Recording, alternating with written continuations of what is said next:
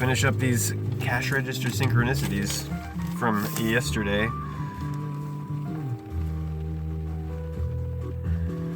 5:48 p.m.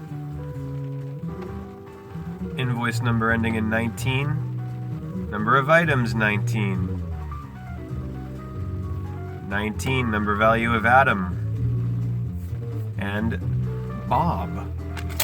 B-O-B equals 19. 1 and 9 is 10. 1 and 0 is 1. Uno. 1 and none are 1. Everything and nothing is everything.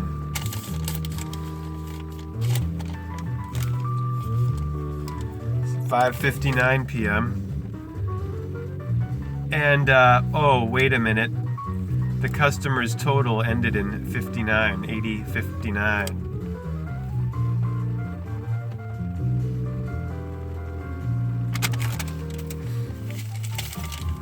There were 15 of these yesterday. 45th minute, 5:45 Aviv. The time, and then look at the total ending in 45. $72.45. 72 names in the Torah. 7 and 2, 9. The feminine, Libra. Ego and Geo equal 27, which is 9, and Gaia, where we get Geo, as in geometry, Mother Earth as the goddess, the mother of the Titans, mother of Saturnus. That equals 18, which reduces to 9.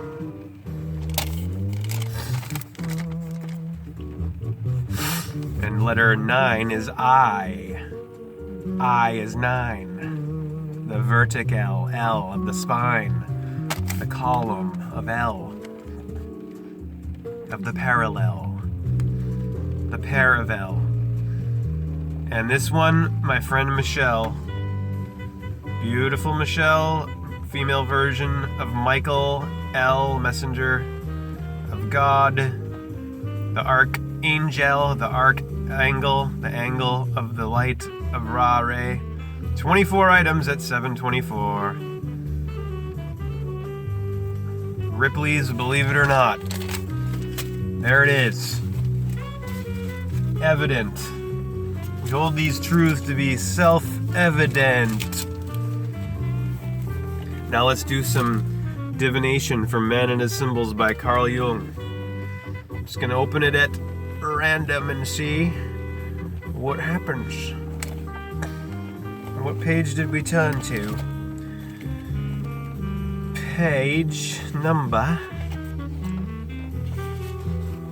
120.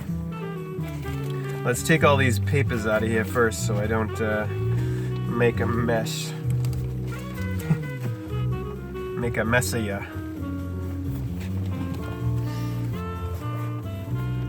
Okay. Page 120.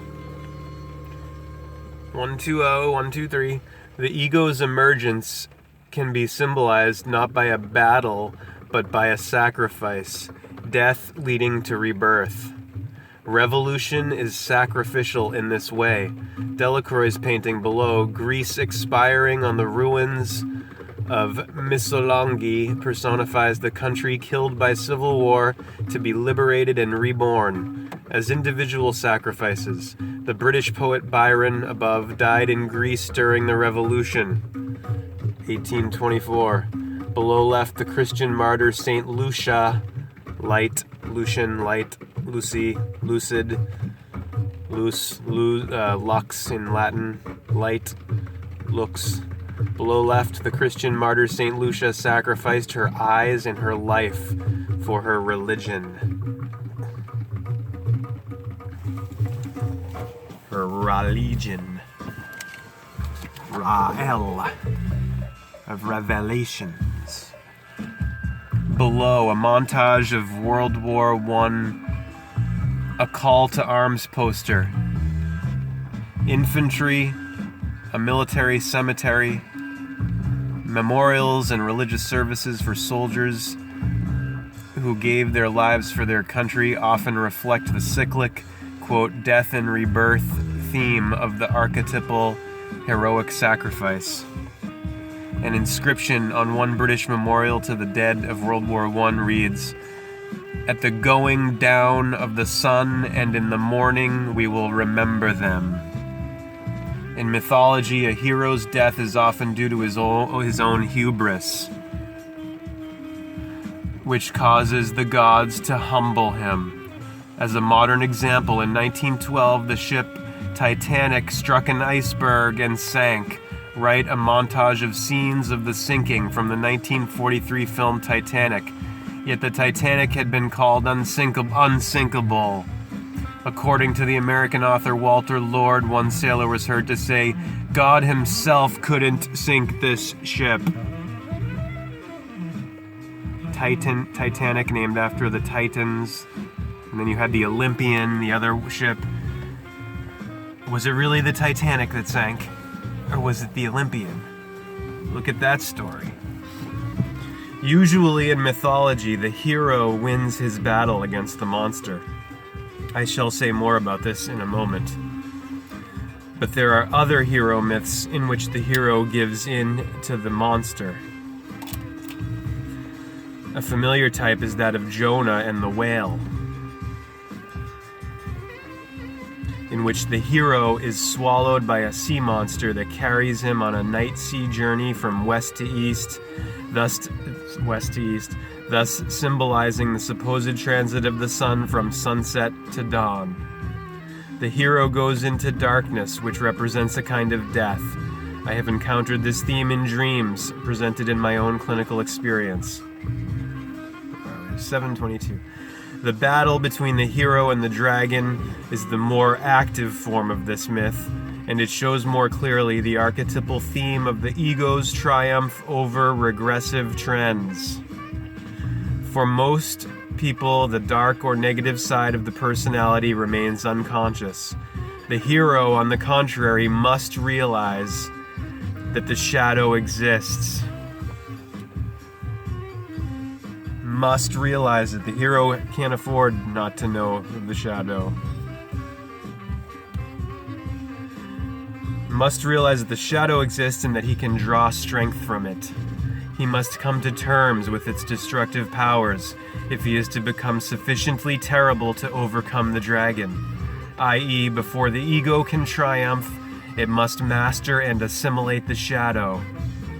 One can see this theme incidentally in a well-known literary hero figure, Goethe's character of Faust. In accepting the wager of Mephistopheles, "Mephistopheles is not your name. I know what you're up to just the same." In accepting the wager of Mephistopheles, Faust put himself in the power of a shadow figure that Goethe describes as part of that power which willing evil finds the good. Like the man whose dream I have been discussing, Faust had failed to live out to the full an important part of his early life.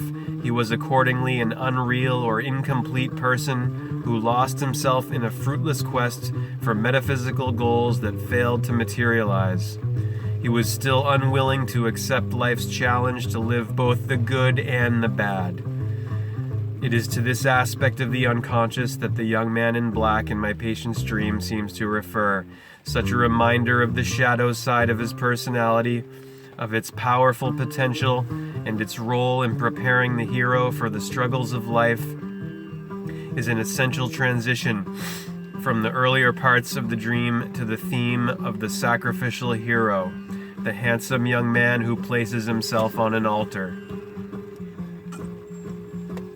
This figure represents the form of heroism that is commonly associated to the ego-building process of late adolescence. A man expresses the ideal principles of his life at this time, sensing their power both to transform himself and to change his relations with others. He is, so to speak, in the bloom of youth, attractive, full of energy and idealism. Why then does he willingly offer himself as a human sacrifice?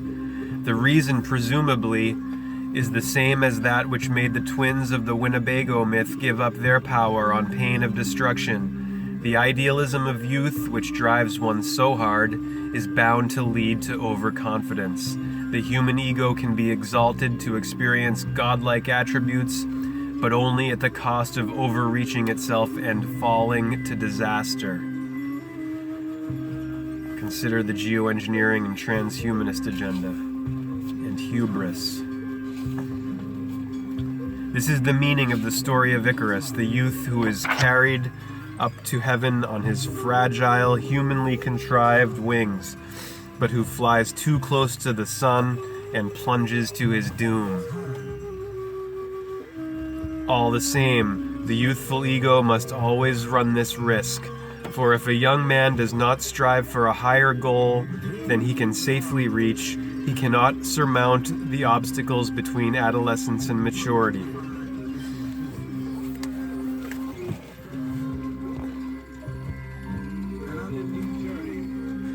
Heroes often battle monsters to rescue damsels in distress, who symbolize the anima, or the feminine. Left, Saint George slays a dragon to free a maiden, in a 15th century Italian painting. Right, in the 1916 film The Great Secret, the dragon has become a locomotive, but the heroic rescue remains the same.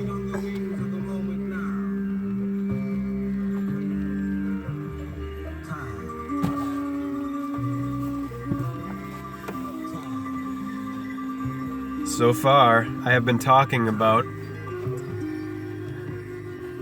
the conclusions that at the level of his personal associations, my patient could draw from his own dream, yet there is an archetypal level of the dream, the mystery of the proffered human sacrifice.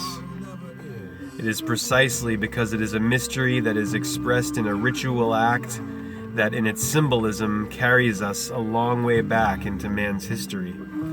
Here, as the man lies stretched out on an altar, we see a reference to an act even more primitive than those performed on the altar stone in the temple at Stonehenge. There, as on so many primitive altars, we can imagine a yearly solstice rite combined with the death and rebirth of a mythological hero. The ritual has a sorrow about it that is also a kind of joy, an inward acknowledgement that death also leads to a new life.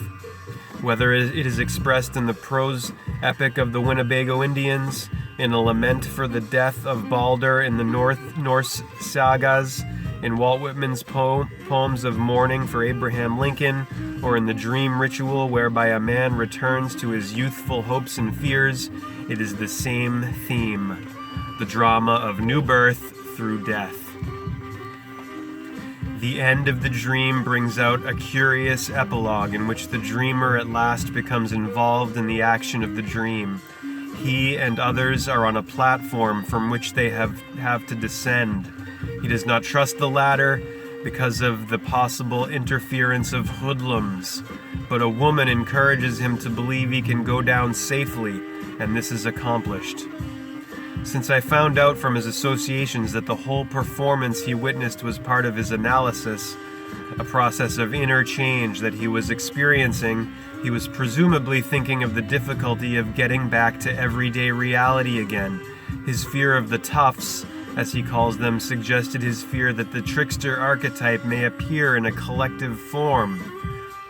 The saving elements in the dream are the man-made ladder, which here is probably a symbol of the rational mind, and the presence of the woman who encourages the dreamer to use it.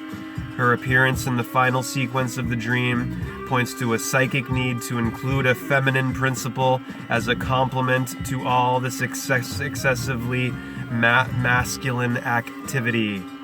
It should not be assumed from what I have said, or from the fact that I have chosen to use the Winnebago myth to illuminate this particular dream, that one must seek for complete and wholly mechanical parallels between a dream and the materials one can find in the history of mythology. Each dream is individual to the dreamer, and the precise form it takes is determined by his own situation. Hare Krishna, aloha, namaste, hallelujah. May God's love be with you always.